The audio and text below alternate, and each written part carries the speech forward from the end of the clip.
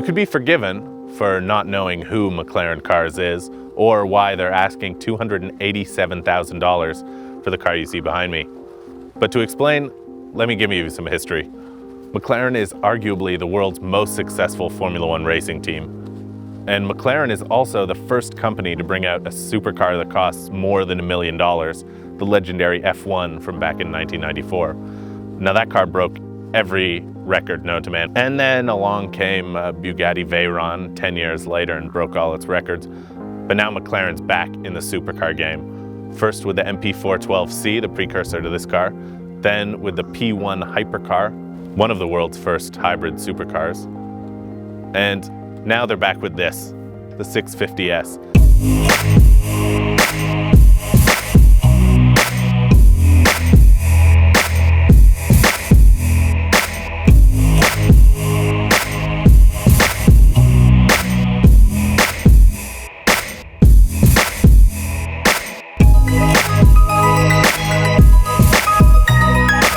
So McLaren is saying this 650S is really an all-new model. The changes are so significant to the 12C, including engine internals, suspension, and you'll notice the front is totally different with the lights and the grille aping the look of the P1. The specs are every bit as impressive as you'd expect based on the price tag. Power is 641 horsepower, up 25 from the 12C. Torque is up to 500 pounds-foot, nice round number from the twin-turbo V8. The 0 to 60 miles an hour time is down to under 3 seconds, 2.9 claims McLaren, with a 7-speed automatic dual-clutch gearbox. But even more impressive and mind-blowing, actually to me, is the 0 to 100 time, which is in just an intestine scrambling 5.7.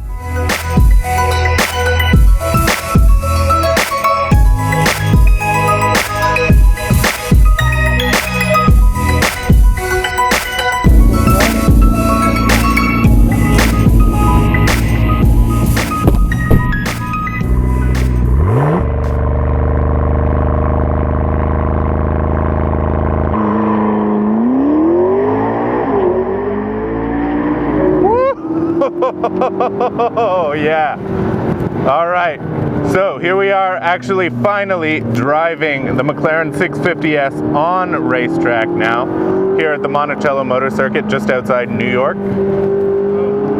As Chris Goodwin, McLaren's chief test driver, told us, the 650S is all about turning the 12C, which was already a wickedly fast car, it's about turning it up from 10 to 11 in terms of handling, in terms of driver feel and feedback, in terms of excitement, sound.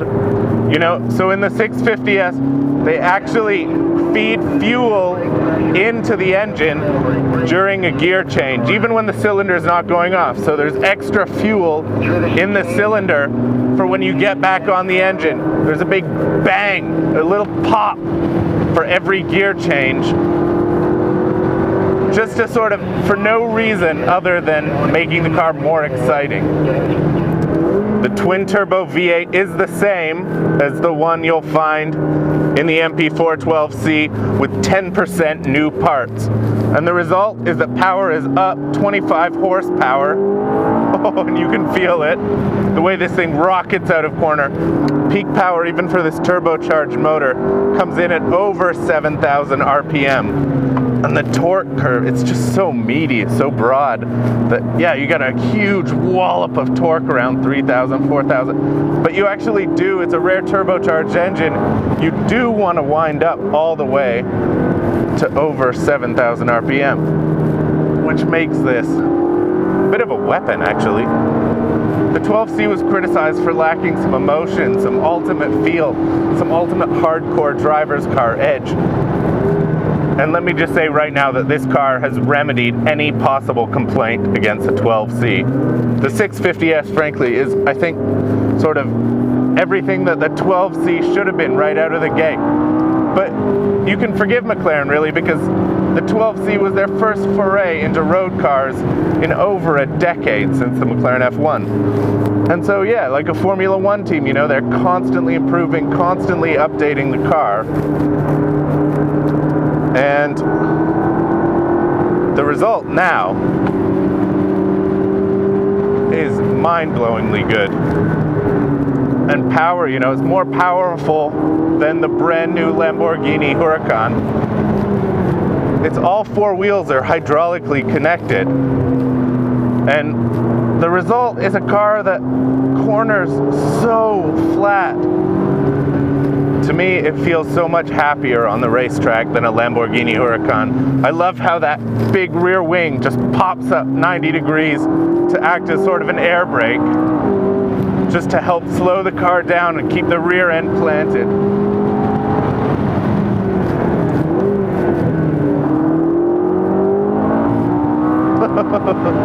Oh my God. It really does feel like the engine is really kind of hardwired into your foot.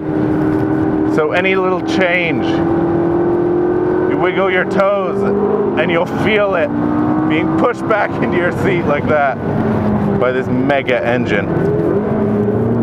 Carbon ceramic brakes are now standard on the 650S.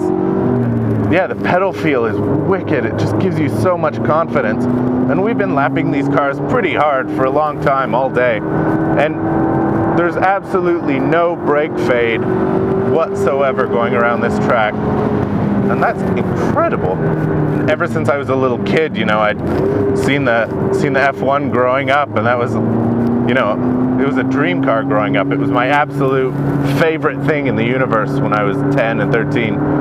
And,